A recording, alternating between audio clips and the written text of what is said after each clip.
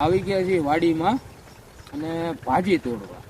તમને હું જો ભાજી બતાવું, જે લોકોને જો ખબર હોય એ કોમેન્ટ કરજો.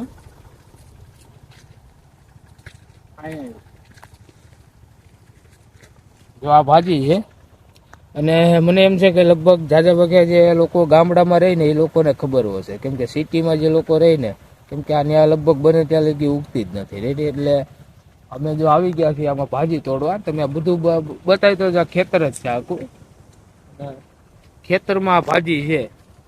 અને